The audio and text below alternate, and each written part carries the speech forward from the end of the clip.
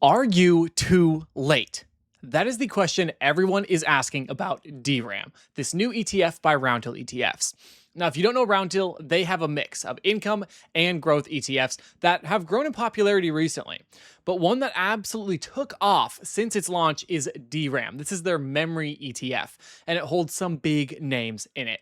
Now, in this video, we're going to break down the performance and what is included in this ETF, as well as if you are too late to get in. Some of these have absolutely run like mad. The holdings, it's been a crazy journey, but did we miss out, or is this only the beginning? We're going to find out all of that and more. So let's go ahead and jump into the video. But first, if you're interested in ETFs, don't forget to like the video and to subscribe. So what is with all the hype? DRAM is the Roundhill Memory ETF. And what we can see here is it invests in global memory stocks, right? You're going to get exposure to the semiconductor companies by producing and supplying HBM, NAND, and DRAM, which is the so-called bottleneck of the AI revolution. Now, this is valid because memory is a key component when it comes to AI. Memory is what allows AI to run the models, run the data, and back check itself over and over and over again. And it has bottlenecked completely. And you might be asking me, how do we know it's bottlenecked? Well, a lot of these companies have gone up exponentially. They've grown very, very rapidly after some relatively lackluster performances, which we will break down again at the end of this video, what the holdings are doing. Now, starting off, Roundhill believes that computer memory and storage represents a secular growth story tied to the multi-decade buildup of AI infrastructure. The Roundhill Memory ETF DRAM, or I don't know, people call it DRAM, whatever you want to, DRAM, seeks to offer exposure to a precise basket of global memory chip companies. DRAM is the first ever memory stock ETF, and this is accurate. I have not seen any other memory ETFs, but what's interesting is one of the complaints I see with DRAM is, why would you simply buy this ETF? I mean, the holdings, number of holdings is, where is it? 12. You could also just pick your favorite 10 and hold them, which, I mean, the expense ratio is 0.65%. Isn't terrible, but what's interesting is the fact that there's not a lot of holdings in here because memory itself doesn't have a giant audience. There are companies that can benefit from memory doing well or have components of memory in their business, but all in all, these are specific memory companies. They're generating memory. Now, the top 5 holdings are Samsung, SK Hynix, Micron, Kioxia, I don't even know how to pronounce it, SanDisk, and I'm familiar with all of them except for Kioxia. Now, there is a growth component, of course, to this ETF. There's no dividends. It is all great, based on growth. But the issue is, are we too late? Because there's cycles with this thing. And cycles, we're in the cycle, we have been, I should say, in the last year where memory was very necessary and everybody was waiting on it. And thus prices were skyrocketing and people were paying them. Businesses were paying them because they needed the memory. The supply was far underweighing the demand. There was so much demand and thus prices rose. But there's a caveat to that. We could see prices fall. We will see prices fall, I should say, when supply is met, when demand drops and there is more supply, which is what a lot of these companies have been working towards simply because they can make a lot of money right now. So it's a very interesting way of doing it, and there are some more pros to this. It's pure memory exposure, unlike broader semiconductor funds, which will have a lot of overlap. So that's one thing you should really focus on as well, is understanding these holdings, what other ETFs that you have that also hold these companies, and seeing if DRAM really is for you. So to understand this now, we're going to throw up DRAM against the NASDAQ 100 and the S&P 500, and we'll see what the performance has been in the short time this ETF has been trading. It launched on April 2nd of 2026. So we've had it for a little over a month now, which is absolutely nuts. And it is up 67.87% since launch. Now, this is a new ETF, and you never know how ETFs are going to perform. When they're growth, you can pretty much look at the underlyings and kind of factor in what you expect. But let's just talk about the fact that in the last month, the NASDAQ's up 19%, the S&P is up 12%, and DRAM is substantially outperforming them both. Now, it started at $27. It at one point hit over 46, almost 50, and then pulled back.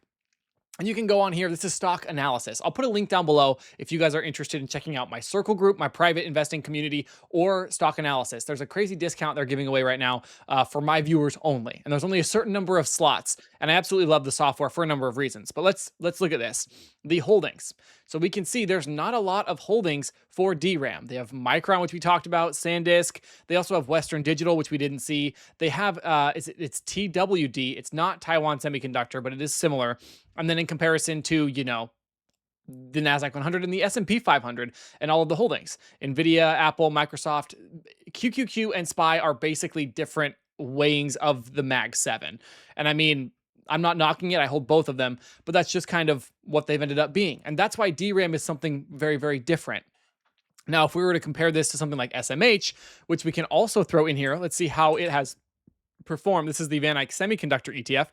It's done well, but holding wise, you're going to have Nvidia, TSM, Broadcom, INTC. You're going to have AMD, MU, TXN. So there is a bit of overlap, but not nearly as much when you're looking at like an S&P or a Nasdaq 100 ETF. And SMH has been doing extremely well, right? So if we rule out DRAM, because it hasn't been trading for as long, and you put SMH versus the Nasdaq 100 and the S&P 500, which are the indices that most people buy and have a core position in with their portfolios, you see that SMH is up 3,593.6%.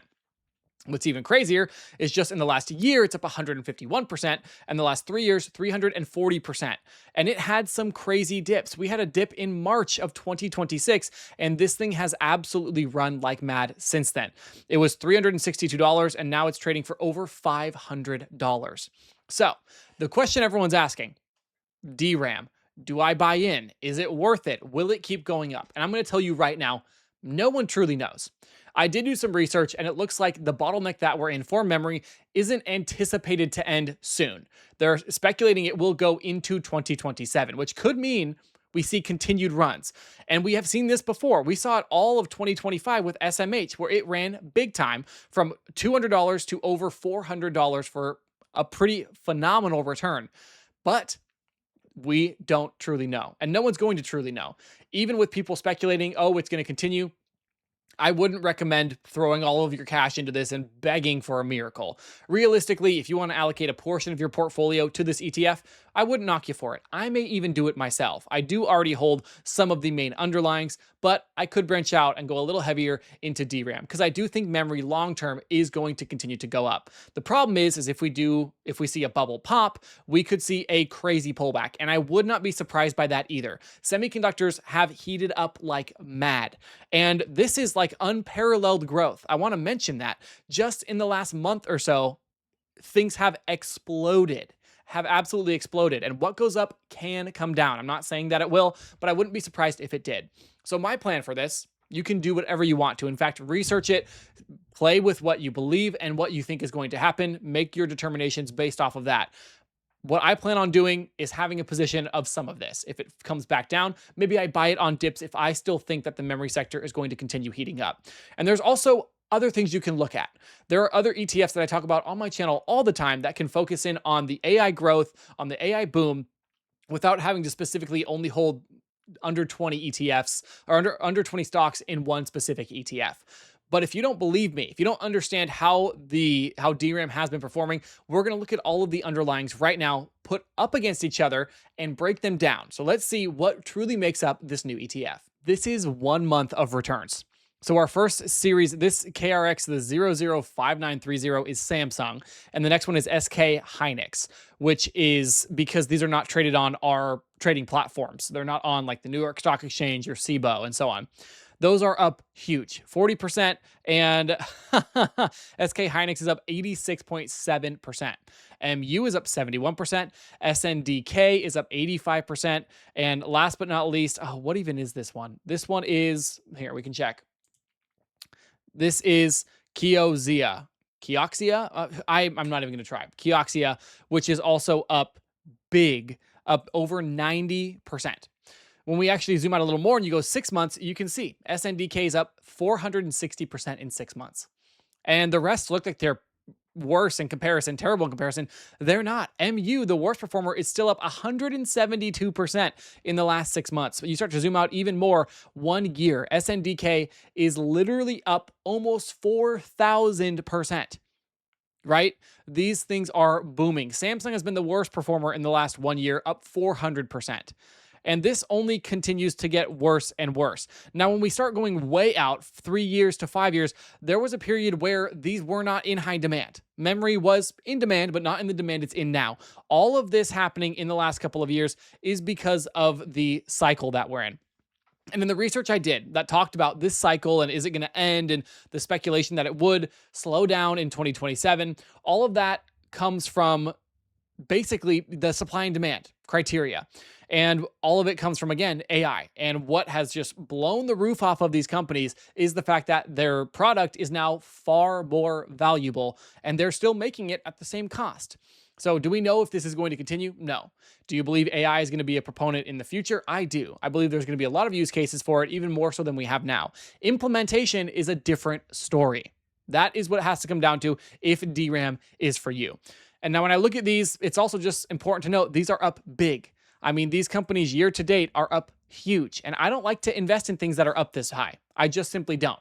There is still arguments that they're undervalued. That is a valid way of looking at it because of the supply, because of the demand for memory.